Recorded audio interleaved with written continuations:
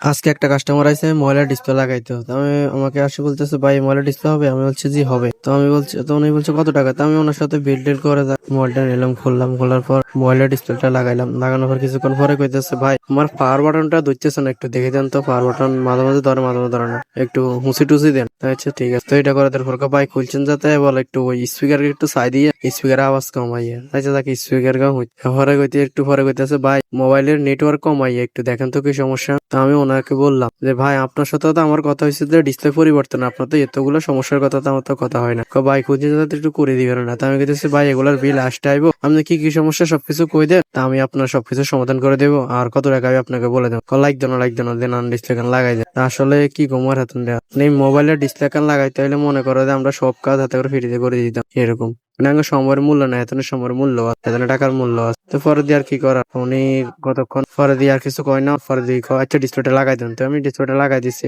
লাগাই দেওয়ার পর আর দিয়ে উনি চলে গেছে।